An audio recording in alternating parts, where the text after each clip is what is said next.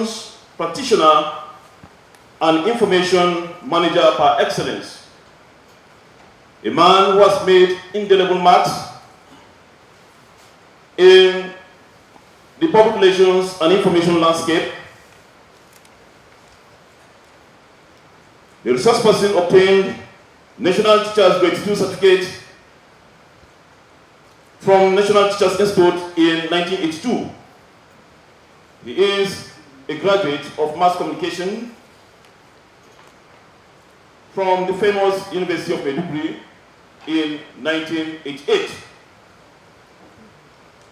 Information, Education and Communication course certificate from Center of African Family Studies, Kenya in 1991. Masters of Arts, International Law and Diplomacy, University of Jos in 1982. He bagged doctorate degree in philosophy, in history and war studies from the prestigious Nigerian Defense Academy in 2017. The resource person has vast working experience spanning through decades of practice. His professional disposition in the field of public relations and information management significantly stand him out among equals. He held various appointments both at the state, national, as well as private sector. He was at different times Director of Press in Plateau State and Nasarawa State. He was Commissioner, Ministry of Social Development, Youth, Sports and Culture, Commissioner of Information, Youth, Sports, Commissioner, Ministry of Works, Housing and Transport, all in Nasarawa State, home of solid minerals. He was also Special Advisor, Political and Governmental Matters to the President of the Senate from 2009 to 2011. He was appointed Director General, National Orientation Agency in 2012, where he held sway until 2016. As the DG, he invigorated National Orientation Agency to be a contemporary government outfit that effectively communicated government policies, programs, and activities to the people. He is a PR and information savvy who brought his wealth of experience to bear in the information landscape. He is presently the chairman, Rockstorm Nigeria Limited, an Abuja-based company, chairman, Indigo Bond Project, as well as the founding chairman, Timbuktu Media Solutions Limited, a reputable media outfit that manages media issues and provides solutions on a number of multimedia platforms. He is a member of several professional bodies.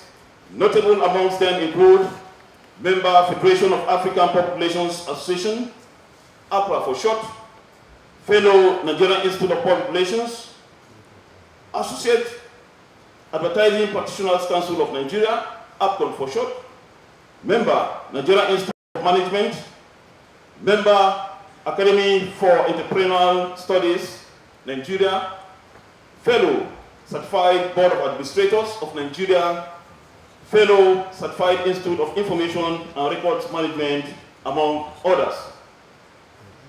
Our resource person is a prolific writer who has a number of publications to his credit. He is a proud recipient of many awards. Notable amongst them is a National Award, Officer of the Federal Republic. He also bagged Peace Icon Award bestowed on him by the Humanitarian Peace and Unity Foundation in 2015. Champion Award by the Center for Excellence and Development Communications, Ahmed Bello University in 2013, and Defender of Human Rights Award by the Criminologists Without Borders Development Initiative in 2014. The Acting Director, sir, senior officers, distinguished invited guests, ladies and gentlemen, Join me with a resounding round of applause as I most dutifully welcome Dr. Mike Omeri Agbo Omeri, Officer of the Federal Republic, the former DG, National Orientation Agency, the Obowu of Kiana, to please deliver his lecture. Former Director.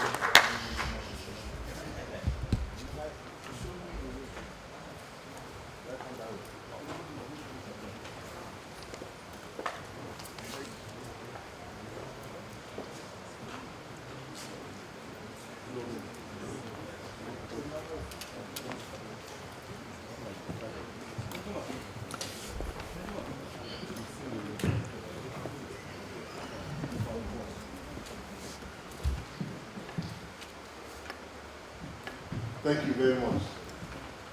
This Major, I think you are over-flattered me.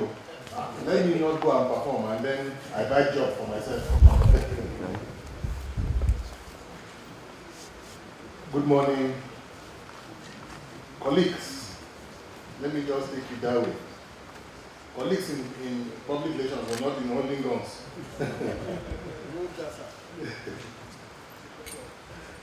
Well, thank you very much for the invitation. Colonel Sagir, your team has been doing tremendous work.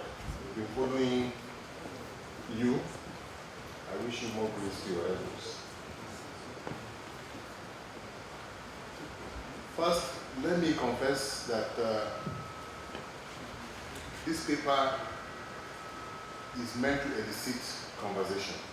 Therefore, it's going to be very brief, and I hope that the discussions that will follow will enrich both the speaker and the listeners. First, I said in an attempt to dissect or interrogate the necessity and place of strategic communication in the fight against terror. Let me first, and very briefly too, situate what history would do to any enterprise, including fighting terror such as Operation Lafi Adole, or any armed banditry, in order to win it. Let me know how many minutes do I have to talk. I know I will understand how to moderate myself. Now, to do this, I find comfort in the 1944 philosophical posturing of Baha'i philosopher Alain Locke. Alain Locke's moral imperative for world order. In his three-part conclusions, the one most relevant here is on promoting the unity of races, religions, and nations. As a primary objective for peace, Alain Locke observed, and we know even here, I try to expand the scope of what makes us a united people. In some communities, communities have various reasons for binding together. Some are bounded by race, some by religion, language, history, culture. Some are even bounded by crime and threats. There are many communities today in the world that the source of unity is because many of the people there commit crime. Even in Nigeria, there are some states in the country that I know, I have visited some small communities that even parents will go and buy a laptop and give them. Everybody in the community knows that the young boys in the community are engaged in Yahoo business. So parents will go and buy laptops and give their children to go and start the business. So if you come to that community to arrest anybody, to enforce any law or order, you will not get any information at all. Now, it is the same way, it is in the same manner that strategic communication should be driven. It should be driven by similar objectives to fight against violent tendencies such as terrorism, banditry, or insurgency, as well as other crimes committed by non-state actors.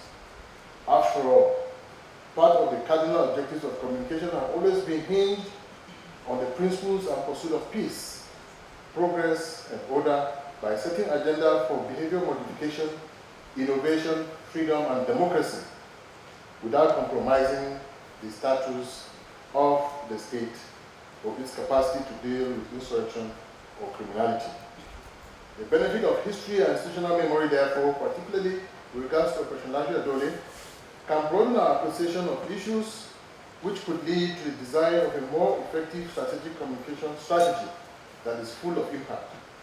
It will also aid the delivery of relevant and useful strategy of strategic communication on a case-by-case basis, using critical thinking and peculiar reasoning techniques to the many dimensions of conflict. Therefore, history offers a review of past events in order to locate contemporary relevance, where hindsight can serve as a source of insight into present-day realities, paradoxes, and dilemmas. So what happens therefore, ladies and gentlemen, what happened prior to military engagement with Boko Haram? Do they have any strategy of strategic communication, whether short-term, long-term, or whatever term? Was it implemented? And how necessary has strategic communication evolved to become imperative and an effective tool for Operation Lafiya Dole? Do we still need strategic communication now that insurgency or terrorism is said to be technically degraded or downgraded or so forth and so on? But to move forward, let us be sure that we are on the same page. What is strategy and what is communication? Now, we use the term loosely, strategic communication, as if it is just it's just like naming a course.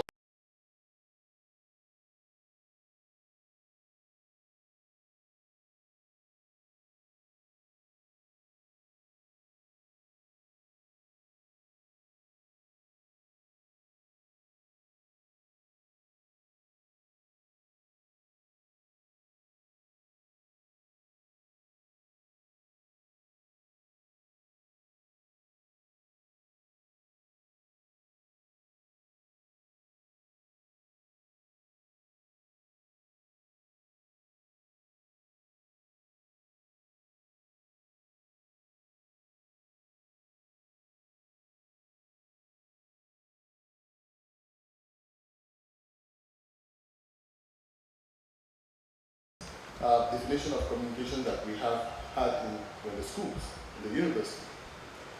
This purpose is simple. Communication is a deliberately planned exchange of information, data, and such things. Now, there is the difference between information and communication. Very thin line, but information is what you know, what you have found out. Then communication is taking what you have found out and exchanging it with someone. You are communicating with someone. You exchange that information with someone. So that is the process. That is communication. And you do that sometimes through a medium. Most times. All the time. It has to be through a medium. Whether it's verbal, non-verbal, whether it's new media, whether it's television or radio or newspaper, or letter writing, or movies, drama, and so forth and so on. So a number of scholars have only contemporarily activated special interest in this area of communication, which is itself as old as the practice. We never knew that it's strategic communication, but we have been practicing it. While some such scholars as Hallahan in 2007 defined strategic communication as purposeful use of communication by an organization to fulfill its mission. Others refer to it as a policy guidance for consistent information activity within an organization or between organizations.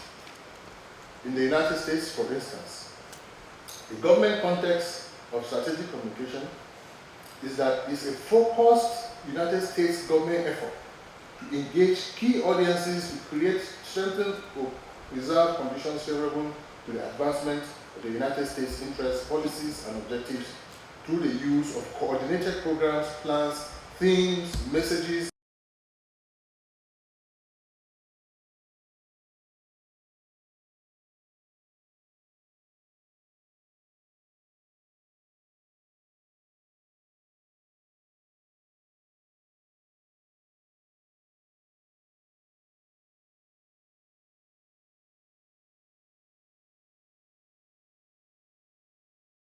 to strengthen the #1 position of the United States. No two ways about it. And you could see it even in the movies. They usually hang an American flag somewhere, and you think it's just part of the set. It is not. It is deliberate to keep in the consciousness of every citizen of the world that the US is power, and it is where it is in your living room. If you imagine it to be too far, but it is even in your living room, in the movie theater, and so forth and so on. The US view is broad and targeted as a major policy action to determine the communication objective of that nation. Every communication in this regard should have aligned itself with the national interest of America.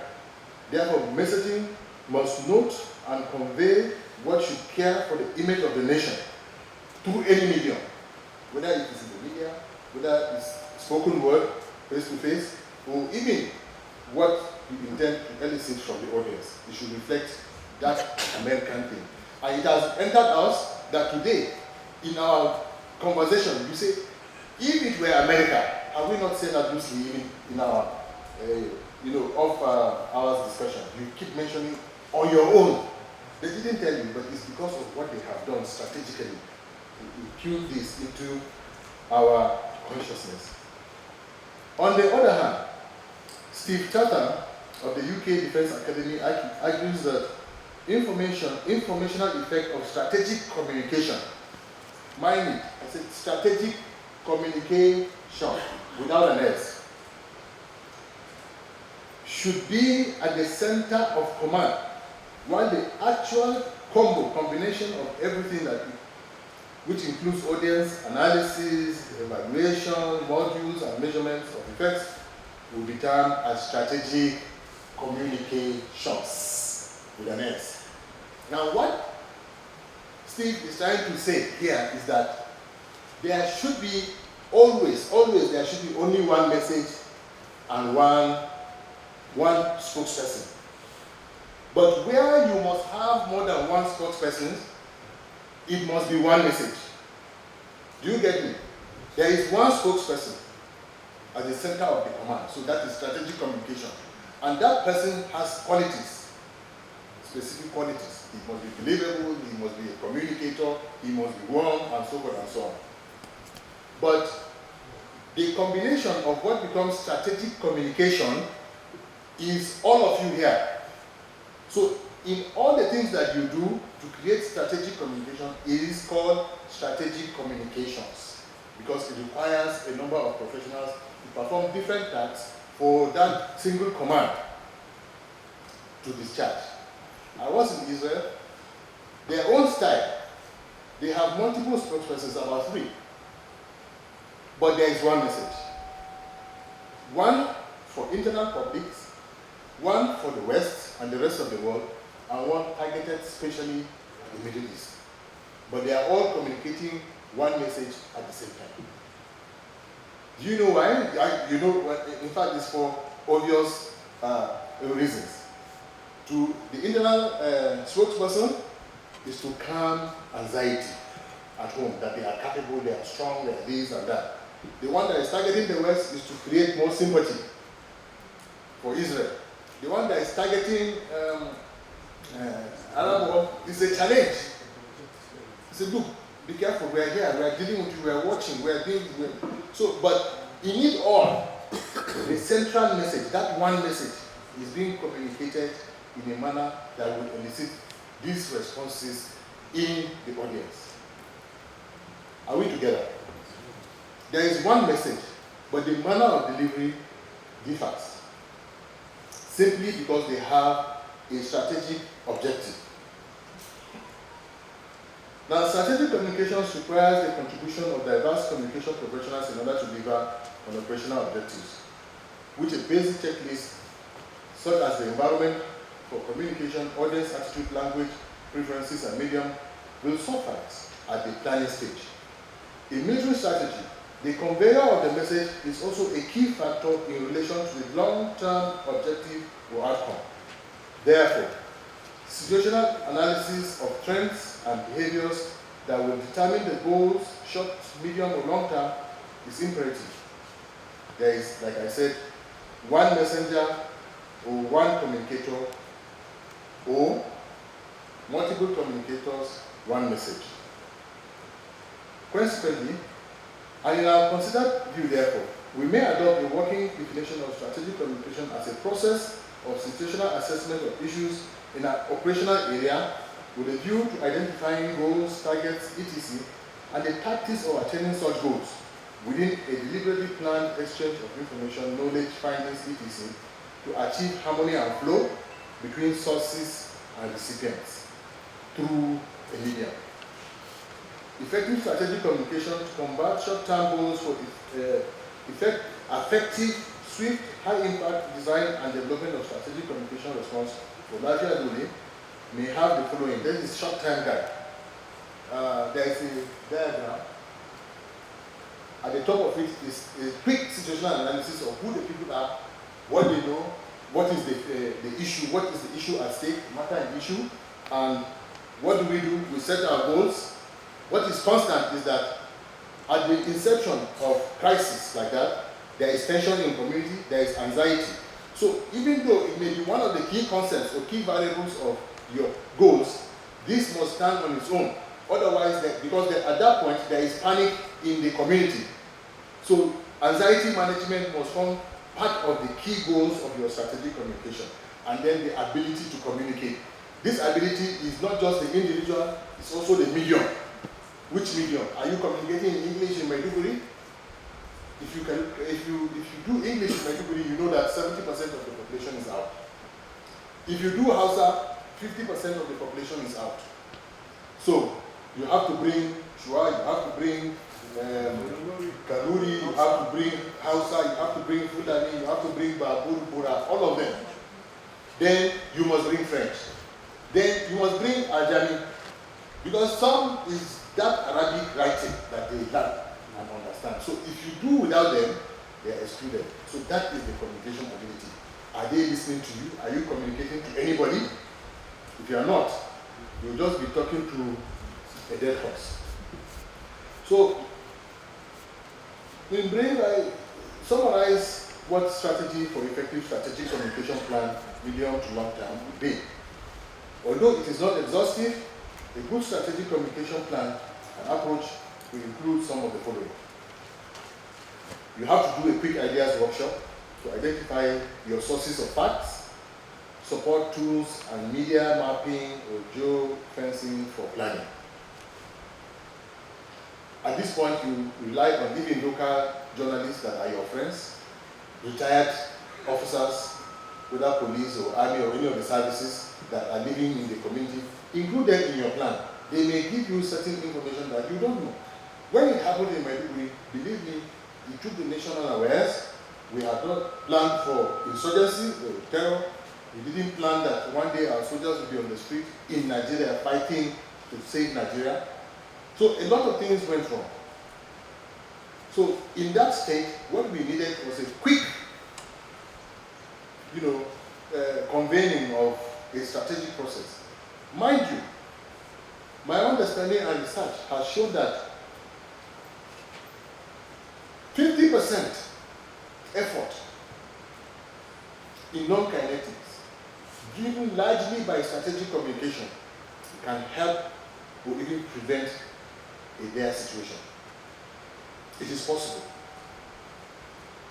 And if we had it over a period of time, and we are engaged in deliberate strategic communication over time in the country, generally would have won the confidence of our citizens. They will give us information. We will be embedded with civilians. They will be prepared to support us. See, in the US, again, with due apology, if you are standing by the roadside, any citizen passing will just ask you, are you okay? Excuse me, are you okay? Have you noticed that in the US, if you have been, I will answer. They just ask. He has taken note of you, and if you look one kind or behave one kind, he just calls. So he's performing a military duty where intelligence starts without necessarily wearing the uniform. So we must begin to prepare citizens that way through the use of effective strategic communication. Here, if you ask somebody, are you okay? You say, Ubanka. Do you think I'm mad?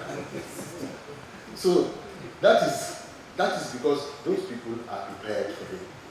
Second, you must know yourself, know your people, know your media, and this is a long process, continuous process. You don't wait. All of you here now, as you are all prospective directors of military information.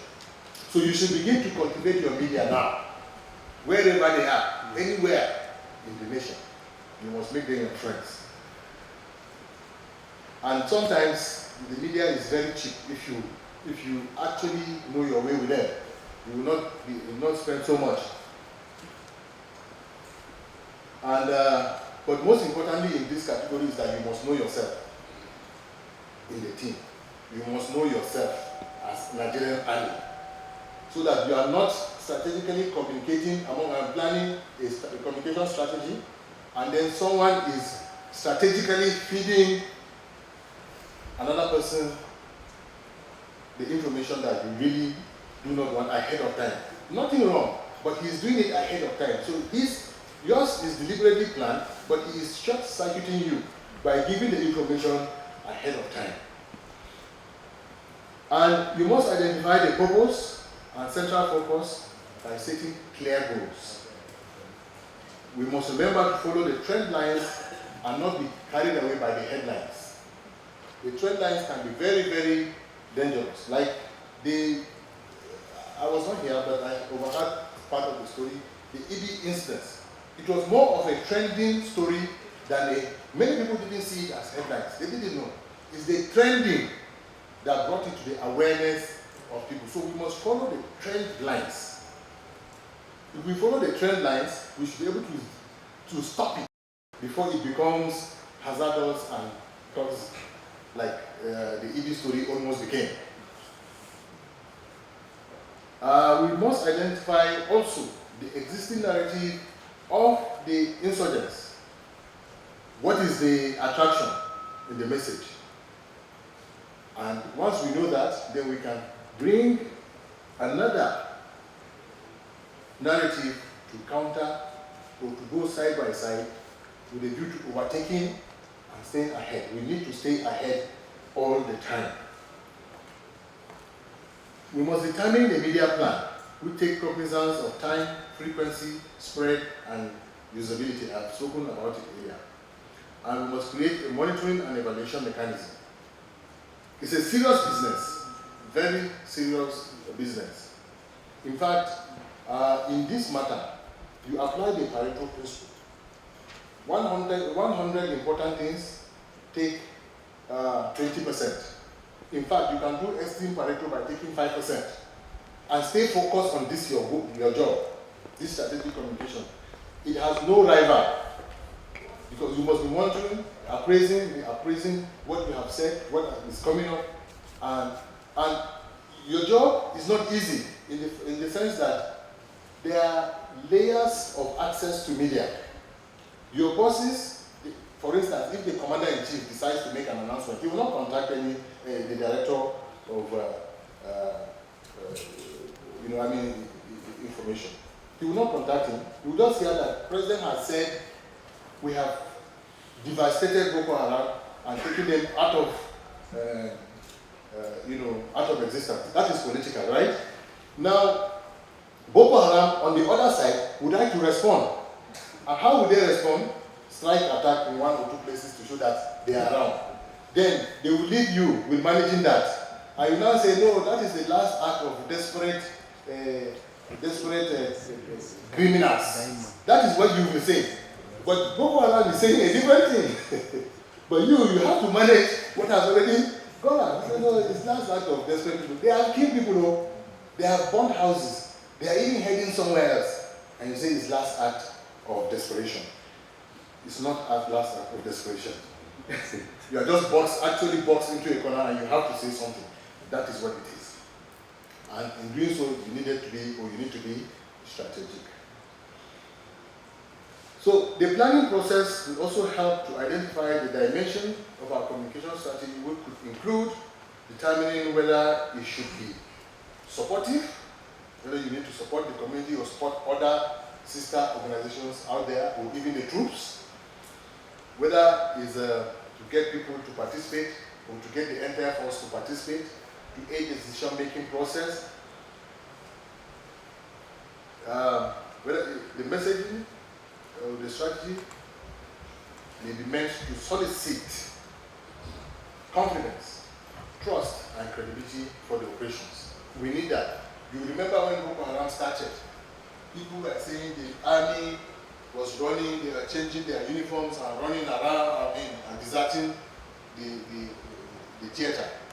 It was so bad that even civilians that do not understand the context of war, because they've never seen it, would go on BBC and VOA and say, in Hausa then, because we were monitoring to respond, and the Kia soldier Nigeria, Sumba Kunya. You know, they used to say all of those things. So where is the confidence? So when you came in, you need to restore that confidence. As for police, there was a mistake that the police were making. And I even saw it recently in Taraba or somewhere. Another case in Taraba or Adamawa. There was confidence initially in the army when Boko Haram started. They were not attacking military. If you remember, when it was becoming very fierce, it was the police and any other person in from customs and so forth. In fact, it was because I think at that time, when they were fleeing, the soldiers, army didn't see them as troublesome. They allowed them. So many of them moved to Abadan, Marti, and settled. And from there, they disappeared to go and train and come back. Now, the police was making a mistake strategically. They were getting information from their confidants, the Bulamas and the Lawans in Maiduguri. Then they would go to a press conference and put the Bulamas and the Lawans on the table and comment them before the public, before Boko Haram. So what will happen thereafter? Boko Haram will come back in the night and kill these people. So gradually, the police was eliminating the sources of information. And the rest of the communities saw it and lost confidence. So they were not giving police information, they are not giving any other person information. So we needed to avoid about such things. We must be frank and truthful. And we must set performance goals for each of our command units. There has to be a performance goal. So that you can, if you set performance goal, you must stay in touch to monitor and ensure that you are moving together in terms of the information that you give. Now, terrorists and non-conformist groups, realizing the effectiveness of communication and embedded media within their structure, Boko Haram, for instance, called its own the Directorate or the Public Relations Department of the group. They were liaising seriously with media. They had access to YouTube, they had journalists that were working for them. They were threatening BBC reporters and VOA reporters and insisting that they should carry some stories, and they did carry some stories. Because like someone said yesterday, journalism or media, newspapers, news reports follow the blood. It likes the blood. So where there is blood, there is big story. And this is what the VOA would like to say. This is what the BBC would like to report. But on the other side, because we want to be strategic, not really strategic, I think it's a strategy. Let's keep part of the information away from our local media. Now, in keeping it away from our local media, we are not able to keep it away from the international media. So at the end of the day, our local media loses credibility. And you want to use them to achieve your goal. You know it will not work. everyone will still go back to the BBC and the VOA and is telling all the bad story. So it's better you be frank and say the truth. Otherwise, you cannot get the local media to even support you. Whatever NTA says, they say, ah, we are there. When the story of this ceasefire came, it was announced that there was a ceasefire. We were at the National Information Center. We didn't know. We just had that ceasefire. So I had to reach the villa quickly because all the journalists, VOA, Jibrin, all of them were there. They just gathered and said, ceasefire, ceasefire. So I called everybody. They said, look, somebody in the villa said, go to BBC site, read whatever is there. Whatever you see there, that is it. You know how to manage it. And these journalists are looking for me, and BBC is going to be my credible source. You know it's not going to work. So we had to find a way of managing that information because we later knew certain, I don't know whether I should disclose certain things, but certain issues happened that it was not going to work anymore. In fact, one of the key facilitators of that ceasefire, the next day say he was sick. And that's how the ceasefire negotiation never got off the ground. And he's the president of the country. So, conclusions, very briefly, and this will just emphasize the imperative of strategic communication. There is a common saying that each fear has its own origin. And so for Operation Nigeria Dole, periodic appraisal of community values, behavior, and disposition of socio-cultural diversity and changing influences could address these fears by helping to modulate and moderate the messaging process. This is because, for now, the war has happened in that area. People are traumatized. So, it must have influenced the behavior of the people. Some are lukewarm, some are afraid, some work in clusters. Their values have changed. So, even the fact that they are giving information before and were killed because they are giving information has changed their behavior. So they have fear. You must do something to appraise the fear by constantly evaluating the public, the direct public. But no single information that is meant for Borno will remain in Borno. It will go everywhere. So in doing that, you have feeds. All your operational commanders will be sending you feeds about what is happening. What is the reaction to what you have said in Borno? Let them send to you. Let everybody, what is the reaction in Kaduna from what has been said as a result of Boko Haram? What is it in Plateau? So you can aggregate those views and begin to allay the fears of the general public in addition to the public in focus.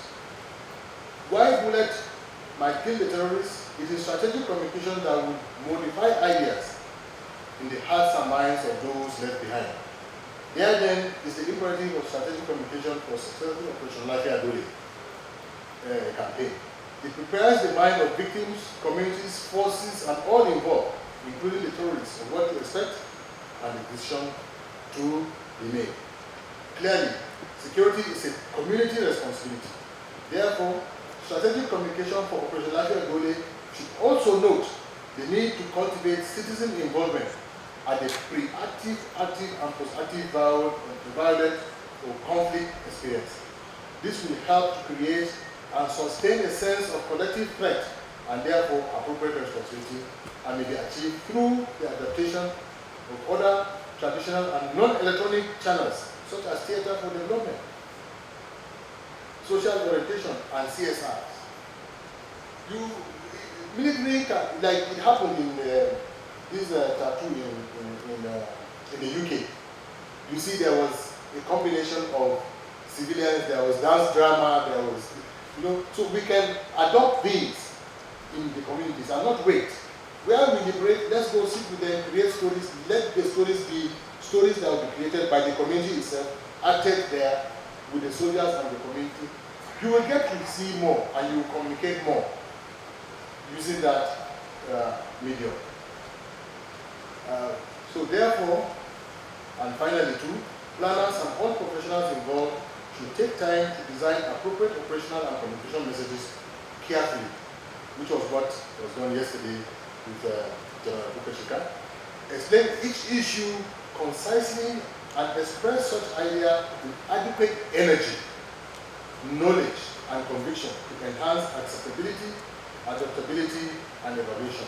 This is imperative in any operational area. Thank you, and may God bless you all.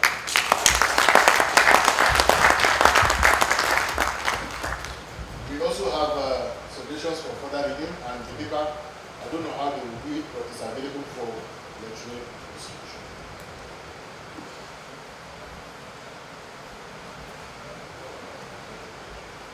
A resounding round of applause, please.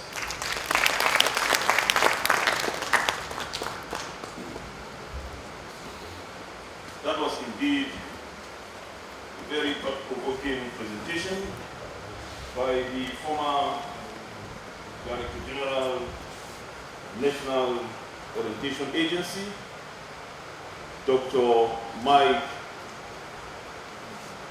Omeri.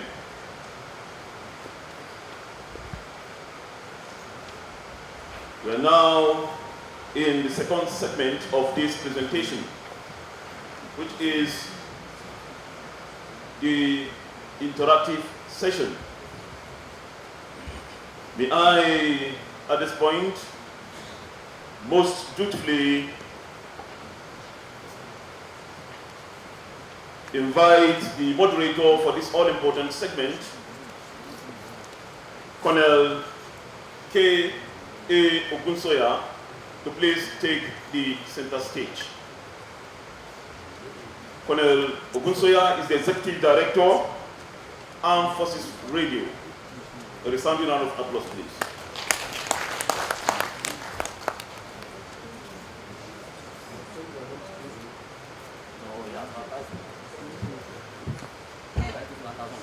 The discussant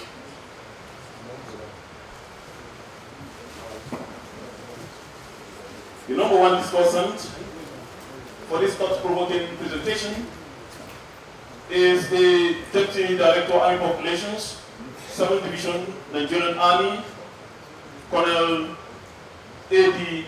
Isa. A round of applause, please. The number two discussant is the Commandant, Nigerian Army School of Populations and Information, Colonel Mustafa Abubakar Anka.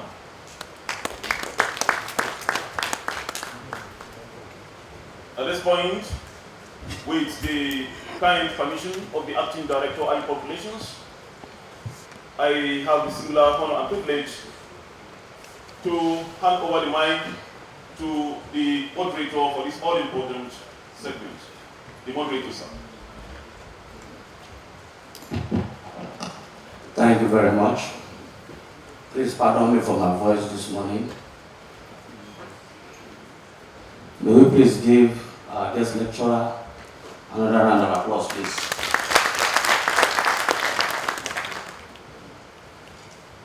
The acting director, sir, our guest lecturer, very senior officers, both serving and retired here, permit me to stand on the already established protocol. You are welcome to the second phase of this presentation, which is the interactive session. The two discussants will be given 5 minutes each, and thereafter I will go to you, the participants, both by my right center and my left, and thereafter the acting director will be invited to sum up the session. However, I have a few things to add to the presentation. Before a country goes to war, there are what we call the instruments of power, which are only 4: military, diplomacy, economic, and information. These 4 elements are engaged in order to bring a war to a desired end state. So if a country needs to go for a war, you need to plan. Strategic communication is a planned something, which is deliberate, in order for a country to achieve the aim. May I now invite the commandant, the acting commandant, Nigerian School of Public Relations and Information, to please discuss the paper. So you have only 5 minutes. Our time is fast spent. Thank you, sir. Thank you very much, Mr. Moderator. The convener of this program, the Acting Director of Public Relations, very senior officers, the former Director of Defense Information, our resource persons, gentlemen. I am not going to recap on what the presenter have said, but I'll just go to the last paragraph of his conclusion, which he stated, and I quote, "Therefore, planners and all professionals involved should take time, number one, to design appropriate operational and communication messages carefully. Also, explain each issue concisely and express each idea with adequate energy level. Then, by the use of knowledge and conviction to enhance acceptability, adaptability, and evaluation." I took time to, first of all, analyze the topic itself, imperatives. What is the word imperative? Grammatically speaking, imperative is having the form that expresses a command rather than statement or question. It can also be seen or be referred to as an expressing a command in a forceful and confident way. I was privileged to serve as media coordinator and deputy director Army Public Relations in the theater, operational theater of Lafayette. Let me also align myself with what the moderator just commented, but I want to take us back from the planning stage. We are so glad to have a one-time director, National Orientation Agency in our midst. Now, the challenge I want to throw to this very honorable gathering is, we are talking of national narratives and strategic communication, maybe media plan, they are all intertwined and interwoven. Now, should this be left to the military alone? Should it be left to the military alone? We are taught about 4 kinds of level in Nigeria. We said we have grand strategic level. From grand strategic level, which has to do with the presidency, the Ministry of Defense, then we now come to strategic level, the defense headquarters, then operational level, the formation level, and tactical level.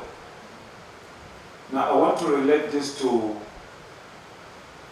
where is our narrative based on the 2 quotations or 2 assertions from the United States and the United Kingdom. I will not take us back. He has given the definition and it was well comprehended.